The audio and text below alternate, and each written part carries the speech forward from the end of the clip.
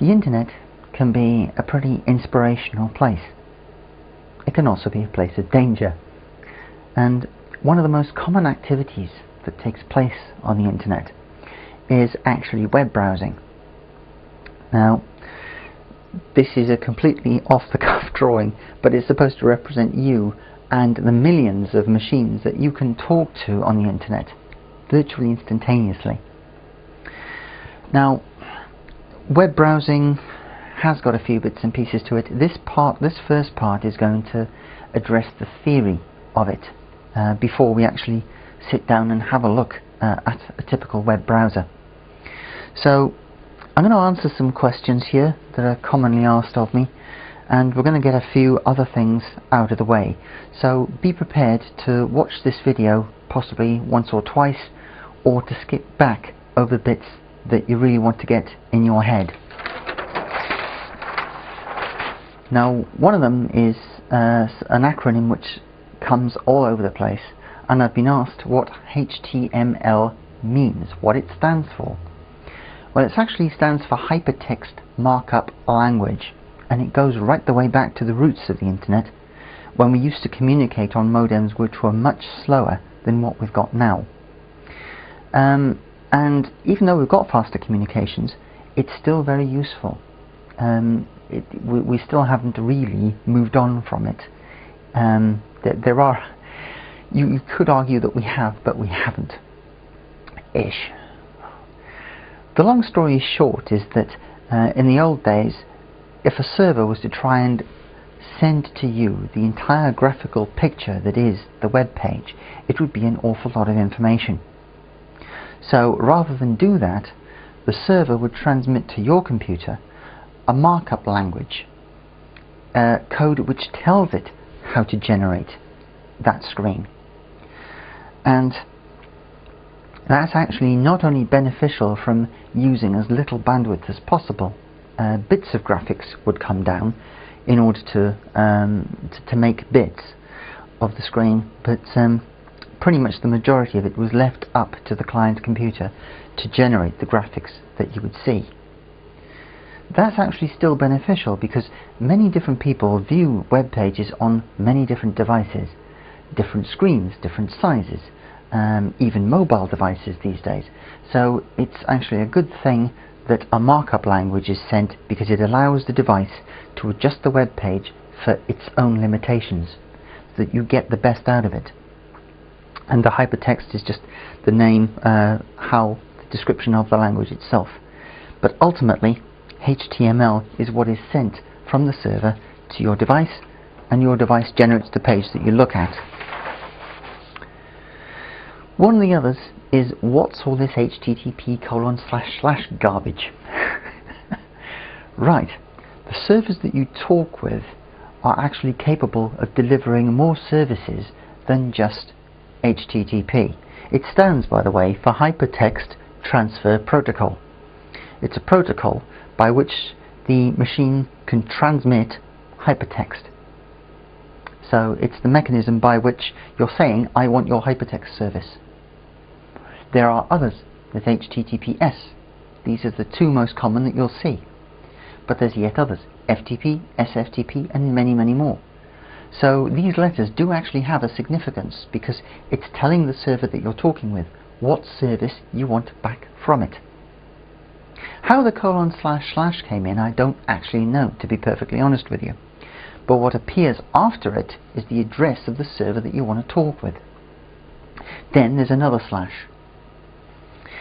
Once you're talking with the server, anything after that slash is actually on that server. It is another location which is on the server that you're talking with. But that is the distinct thing, the address of the machine that you're going to talk with.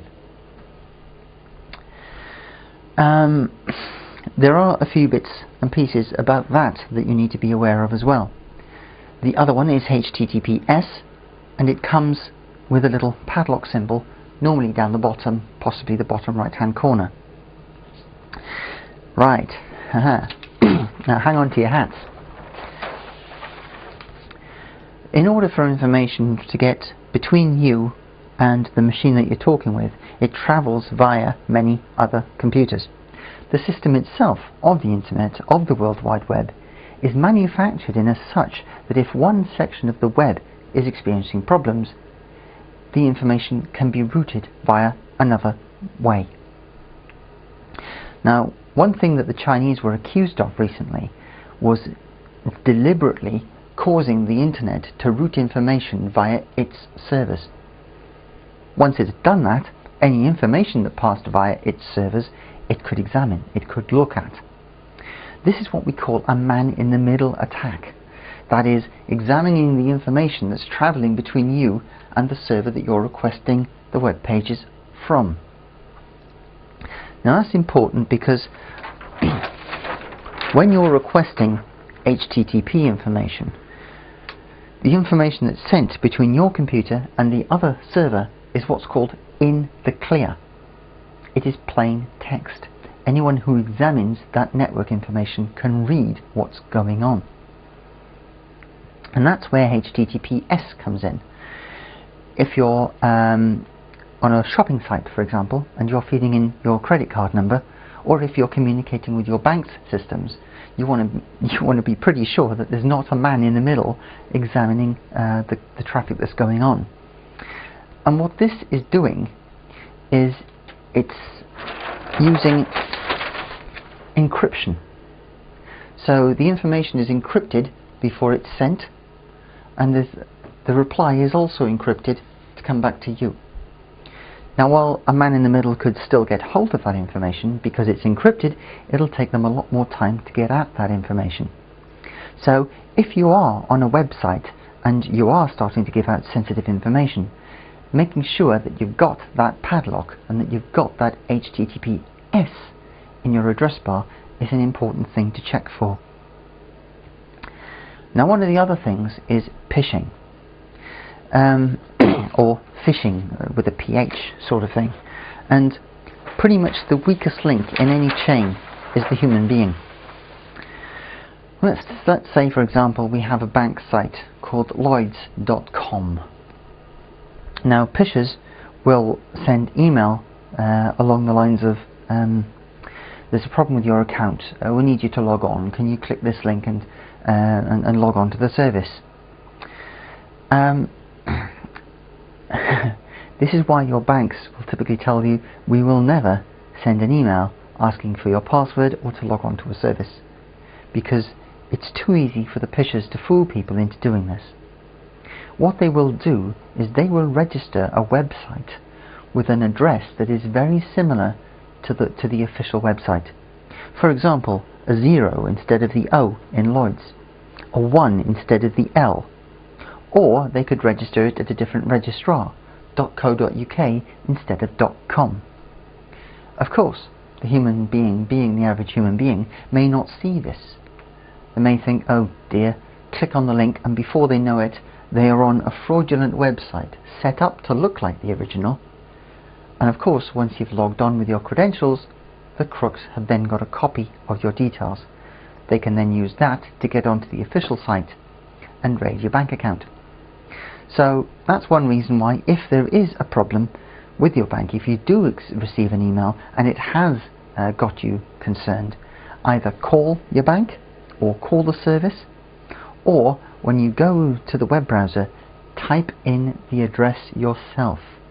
Don't follow the link that's given in the email. It's similar to if someone comes to your door and they give you their validation. Don't phone the number that's on the back. Look up the service in your phone book and call them instead. That's pretty much some of the main things that you need to know of to be safe on the internet and safe when you're web browsing. Pretty much because of that, if you're starting to give out sensitive information, make sure that you're on a secure website. Cookies and privacy. Our personal information is big money these days, and that's mostly for advertisers. Advertisers are spending out small fortunes in trying to get their adverts to the eyes of people who are most likely to buy their products. So what we do online is, by some unscrupulous companies, traced, tracked and sold. So our browsing habits, where we go, what we read, what we search for on the internet even, can all be used to deliver adverts to us that they think are most likely to make us buy their services, their products. It's all big money, and it's all using our personal information to do it.